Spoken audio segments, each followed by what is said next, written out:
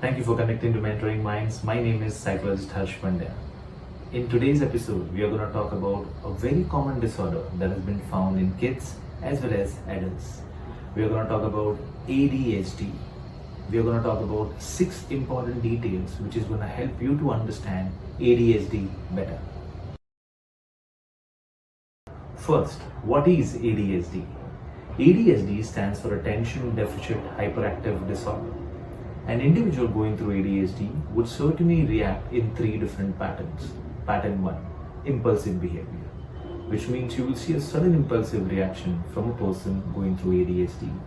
Pattern 2, inactive behavior, which means you will suddenly see a person reacting inactively even on constant follow-up or trying to connect to an individual. And pattern number 3, that is combination of 1 and 2. Second, what causes ADHD?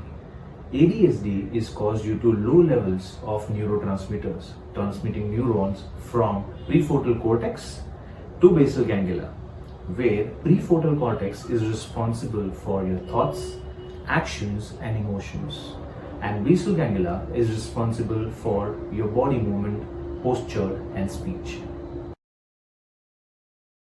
Third, who can have ADHD? ADHD can be caused in kids as well as adults. However, in kids between the age of 6 to 12 years, it is found to be most active. Similarly, in adults, if they have a previous history of ADHD, then yes, it is quite possible for them. Fourth, what does the research say? As per the recent research conducted in Asia, more than 9% population are found to have ADHD in adults, and more than 14% population are found to have ADHD in kids. Fifth, what are the symptoms of ADHD? There are a total of 9 symptoms as per research, and an individual who is about to qualify 6 out of 9 items is suspected to have ADHD. So let's understand what are those 9 symptoms which can probably help you to understand ADHD. Point number 1, unorganized behavior. An individual who is continuously into ADHD will certainly have unorganized patterns. Number 2, the person can be easily distracted, so they certainly do not focus on one particular item. Point number 3, sudden impulsiveness, where they are unable to control their reactions by themselves. Next, difficulty in focusing, so they cannot focus on one given task. Next, they have a sense of forgetfulness, so which means they may not remember where they have kept the car keys or where they have kept their compass box. Next, lack of time and awareness, so which means generally these personalities are always bound to come late. Next, finding it difficult to relax, so even though they are just giving their best, they are unable to find the right time where they can relax their brain and focus on one thing. Next, struggling to stay motivated, which means they get easily depressed and unmotivated, even though the task may not be so much, impactful for a person. And the last, they tend to make the same mistakes again and again. So if you qualify on 6 items out of 9, you should certainly take a test. Point number 6, let's talk about how to treat ADHD. Treatment of ADHD in kids as well as adults will be different from each other, where a kid can be helped with the help of behavioral therapy and parent supervision. However, an adult will need a more professional and organized therapy. However, there are a few techniques which can help you to certainly help your kid with regards to ADHD. For parents, first, they can certainly create a routine where a fixed routine can help the kid to definitely focus on a specific task.